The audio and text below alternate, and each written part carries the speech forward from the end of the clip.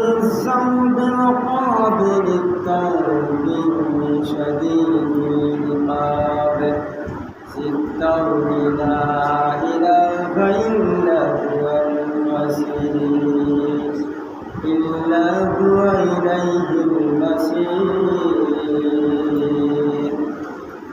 يقول النبي عليه الصلاة والسلام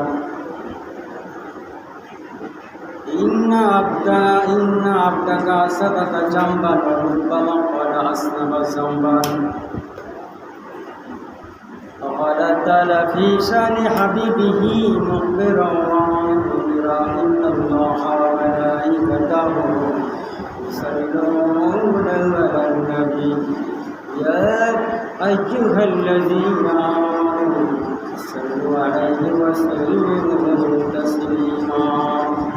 اللهم صل على محمد وعلى آل محمد كما صليت على إبراهيم وعلى آل إبراهيم إنك حميد مجيد. اللهم بارك على محمد وعلى آل محمد كما باركت على إبراهيم وعلى آل إبراهيم إنك حميد مجيد. الحمد لله. মহান আল্লাহ পাকের দরবারে লাখ কোটি শুকরিয়া যে আল্লাহ পাক আমাদেরকে দুনিয়ার সমস্ত জুলুম ঝামেলা কাজকর্ম থেকে আল্লাহ পাকের দোয়ার মসজিদে জুমার সালাত আদায়ের জন্য আসার তৌফিক দান করেছেন। এই জন্য সেই মাবুদের দরবারে আমরা শুকর গুজার করি, সবাই করি আলহামদুলিল্লাহ। বিশ্বনবী সাহেব সালাম পাঠ করি যে নবী মানবতার মুক্তির দূত পরকালের কান্ডারি সাইয়্যিদুল মুরসালিন আশরাফুল আম্বিয়া জনাবে মুহাম্মদ আরবি সবাই বলি সাল্লাল্লাহু আলাইহি ওয়াসাল্লাম। সম্মানিত উপস্থিতি, আমি আপনাদের সামনে সূরা আল মুমিন 40 নম্বর সূরা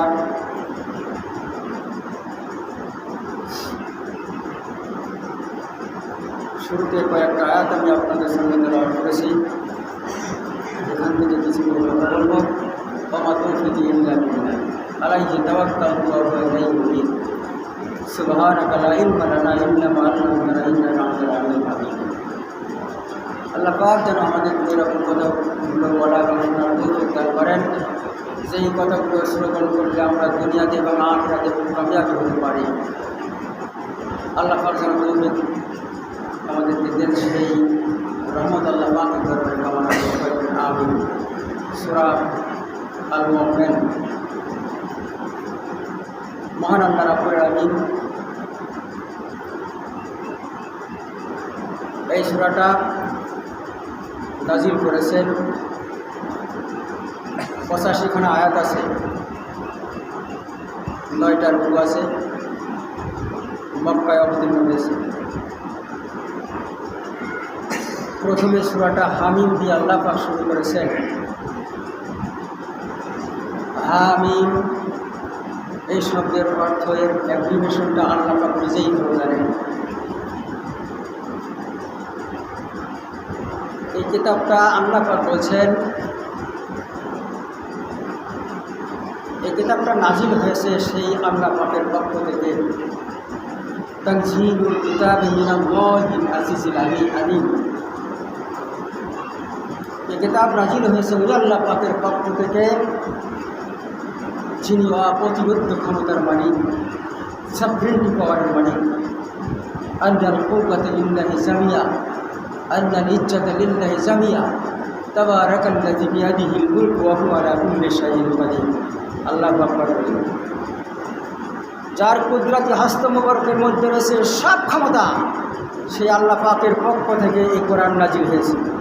আল্লাহ রাব্বুল আলামিন এই সূরার শুরুতেই হুমকি দিচ্ছেন, কাফের বেঈমান মুনাফিক তাগুতদেরকে হুমকি দিচ্ছে যে এই কোরআন আমি আল্লাহ পাকের পক্ষ থেকে নাজিল হয়েছে, তোরা ভুলে যাস না। আমি আজিজ, আমি মহাপরাক্রমশালী, আমার পক্ষ থেকে কোরআন নাজিল হয়েছে। সুতরাং এই কোরআন থেকে তোরা যদি দূরে সরে যাস, তাহলে তোদের বাপদাদা 14 গোষ্ঠী পূর্বপুরুষ যারা আজ জাতি সামুদ জাতি ফিরআউন, নমরুদ, হামান, সাদ্দাত সকলকে কোরআনের প্রেতাত্মাদেরকে আমি এক এক করে সব দুনিয়া থেকে শেষ করে দিয়েছি।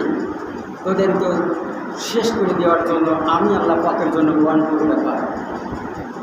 সুতরাং তোরা ভুলে যাস না, এখনও ফিরে আয়। আল্লাহ রাব্বুল আলামিন বলেন যে কোরআন আমার পক্ষ থেকে নাজিল হয়েছে,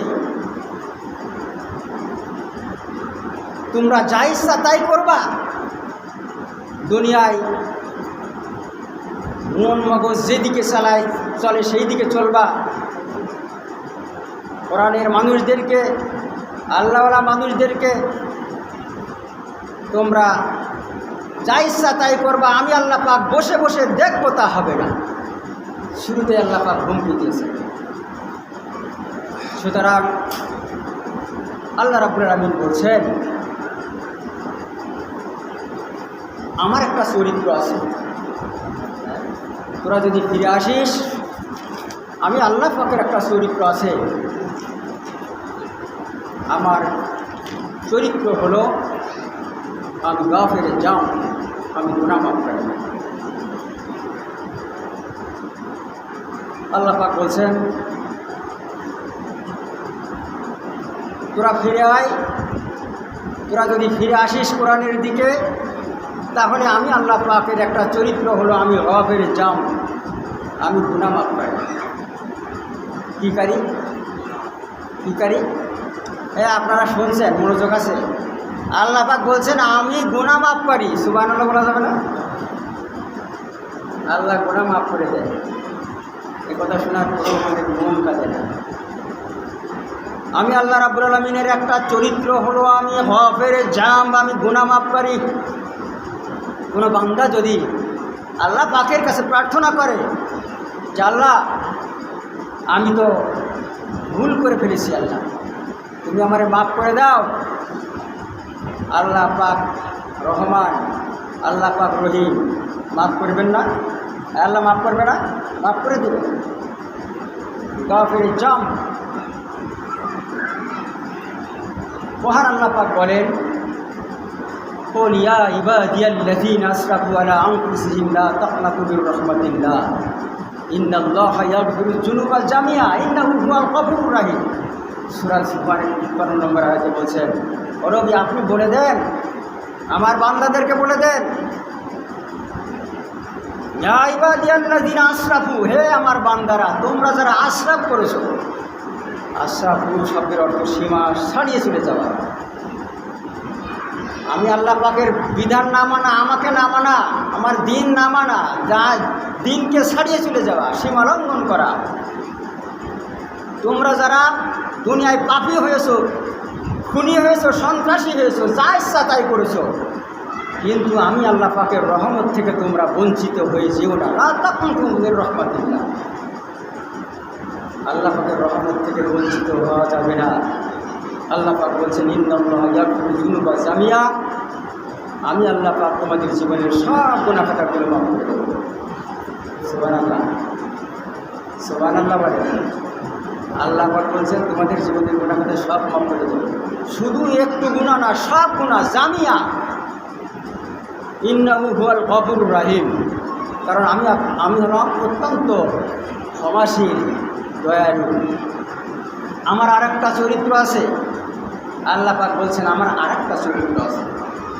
আমার আরেকটা চরিত্র হলো ওয়াকাবিলিত তাওব, আমি তওবা কবুলকারী।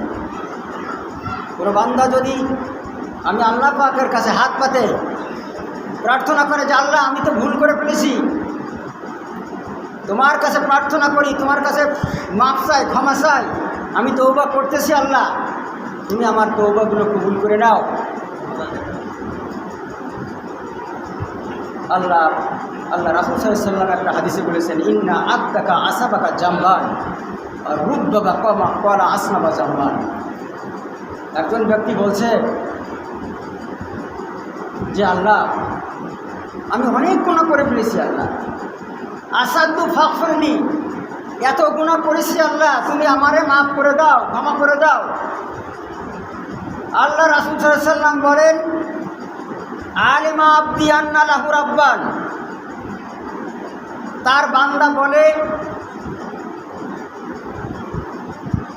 আল্লাহ পাক বলে, আমার বান্দা কি জানে তার একজন রব আছে?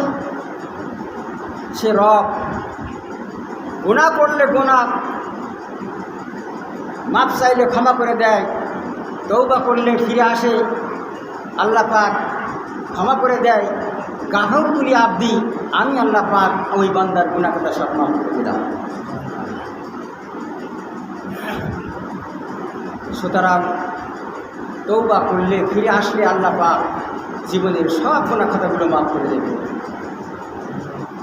আল্লাহ পাক বলেন, আমার আরেকটা চরিত্র আছে, আমার আরেকটা চরিত্র হলো আমি শাদীদুল ইকাব। কঠিন থেকে কঠিন হয়ে যায়। বান্দা তোরা গুনাহ করেছিস, ফিরে আসিস নাই, মাফ চাইস নাই, তওবা করিস নাই, আমি আল্লাহ পাক দুনিয়াতে রহমান, আখিরাতে আমি কাহার। এত কঠিন হয়ে যাব। আল্লাহ তখন ন্যায় ইনসাফ বিচার করবে, ছাড় দেবে না। দুনিয়ার বিচার তো হয় কোল টেনে বিচার, 5,000 10,000 টাকা ঘুষ খাইলেই তার পক্ষে চলে যায়, কি যায় না? আল্লাহ পাকের কাছে এটা ঘুষ ঘাস চলবে না, ঘুষ ঘাস চলবে না। আল্লাহ ঘুষ খাবে না, খাবে ন্যায় বিচার করবে, সঠিক বিচার করবে। আল্লাহ হলো হাকিমের হাকিম, মহা হাকিম। ওই দিন কোনো ছাড়া হবে না। সুতরাং আল্লাহ পাক বলছেন, আমি শাদীদুল ইকাব, তোরা যদি ফিরে না আসিস, আমি আল্লাহ পাকের আরেকটা চরিত্র হলো আমি কঠিন থেকে কঠিন হয়ে যায়। সুতরাং তোরা ফিরে আয়, আমি আল্লাহ পাক তোদের জীবনের গুনাহ সব মাফ করে দেব। সুতরাং কোরআনের কাছে আমাদেরকে ফিরে আসতে হবে। এখন কোরআনটা যে কী জিনিস এইটাই আমরা আজকে পর্যন্ত জানলাম। কোরআন পড়তেও জানি না, কোরআন বুঝবো না, কোরআনের আলোচনা শুনতেও চাই না। কোরআনের আলোচনা যখন হয় তখন মন মগজটা একদম হাঁটুর নিচে চলে যায়, খেয়ালই থাকে না। আল্লাহ পাক বলছেন, ইয়াতাদাব্বারুনাল কোরআনা আমারা কুলুবিন আকফালুহা। হলো কি তোমাদেরকে আমি কোরআন দিলাম, এর ভিতরে কি আছে, কি ঢুকাইলাম, এটা তোমরা অনুধাবন করলে না, বুঝলে না, চিন্তা ভাবনা করলে না। হলোটা কি তোমাদের? কার কথা এটা? আল্লাহ পাকের কথা। সে কোরআন আমাদেরকে জানতে হবে, কোরআন বুঝতে হবে। কোরআনের কাছে যদি আমরা প্রশ্ন করি, কোরআন তোমাকে কে নাজিল করেছে, কে সৃষ্টি করেছে, কোরআন জবাব দিতে পারবে না? কোরআন জবাব দিতে পারবে না?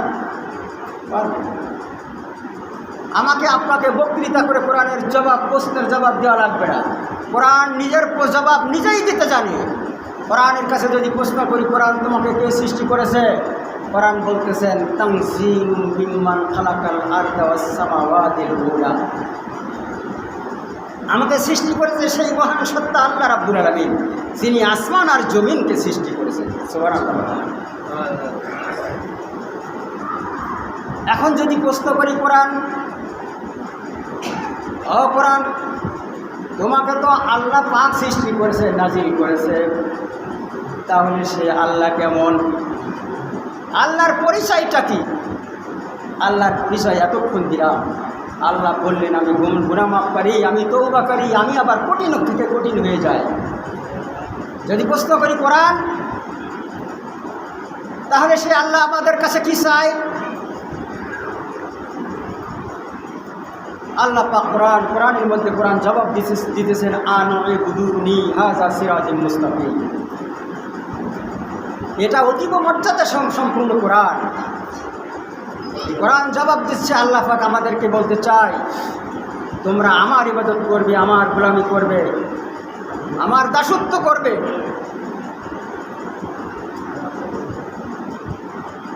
সুতরাং